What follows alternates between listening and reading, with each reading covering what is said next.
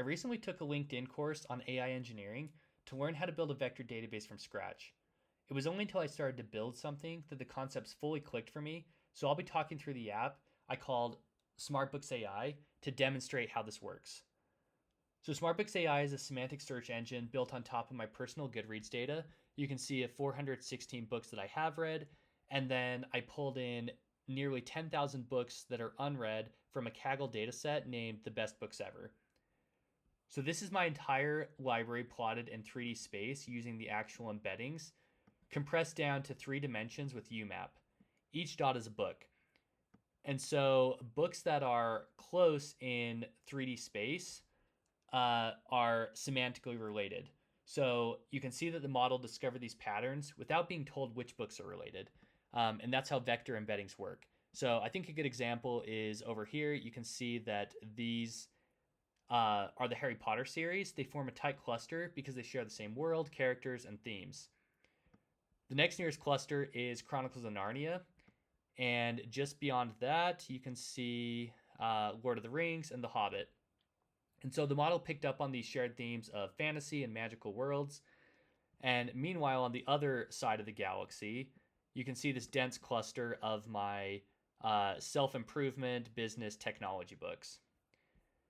And so if we go to the Discover tab, this is really what I built the app for. I wanted a smart recommendation algorithm based on the books that I've read so that I could find new discoveries that would match kind of what I have shown my interest to be based on rating them 5 stars. So if I click Get Recommendations here, it searches all the unread books and finds the nearest unread neighbors to my taste centroid, which is kind of a summarization of all the books I've read that are 5 stars.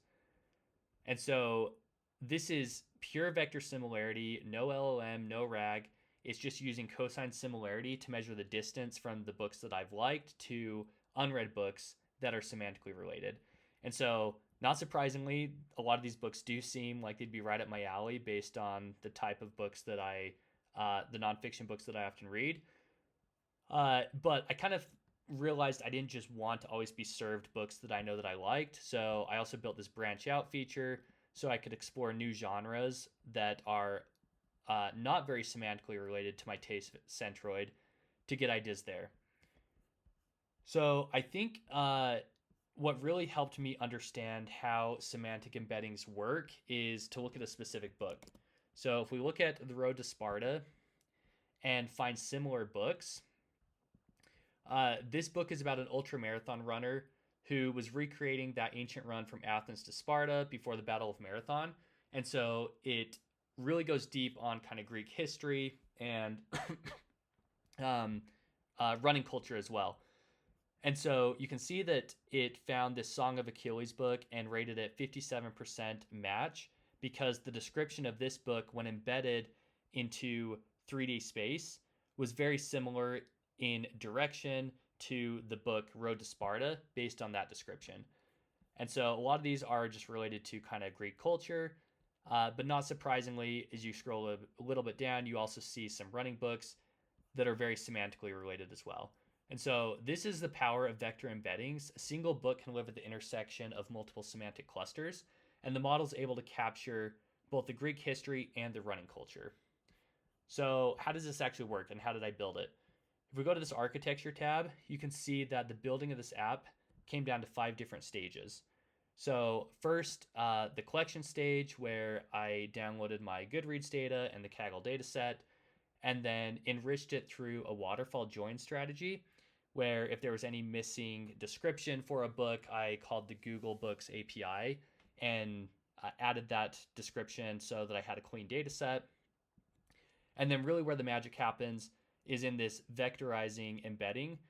And so this is where we take the description and the title of each book and embed it into a vector, 384 dimensional vector, and it uses the model all-mini-LM to do that. And then once we have each book in a 384 dimensional vector, that is very hard or actually impossible for a human to visualize 384 vector space. So we use UMAP to compress down to 3 dimensions. And so that's how then we can visualize it in the Galaxy tab. This also enables really fast search when we're just dealing with 3 dimensions. And then finally, the building of the app. This is all built in React, and then using Three.js for the visualizations. And so there's a lot more here. If I'll link to this in the description to understand really what's going on under the hood and what it took to build this. But of course, I did not build this by hand. In fact, I completely used Opus 4.5 for the architecture and the scaffolding of the app, and it did an amazing job. I think it built this entire thing in like 15 minutes. And then I used Sonnet 4.5 because it's a cheaper model to iterate and enhance on key features that I wanted in the app. So the total time of building this was just under a few hours, and these models continue to blow me away with just how much they can do. And so, another key learning from this project is when I started, I really thought that I was going to have to build a full RAG architecture, embed an LLM, call an LLM through my website. But the vector similarity and the semantic matching through the vector database gave me everything I needed. And that really was surprising to me. I think if you're building something similar, don't default to just adding an LLM because it's 2026. Start with semantic search and see if it solves your problem, because this app now fully runs from that one embedding and doesn't require any more token call or any more cost, because the entire embedding was done locally on my desktop and lives in the app. So this full app is live at aiwithzach.com, where I also wrote a blog detailing my experience. So thanks for watching.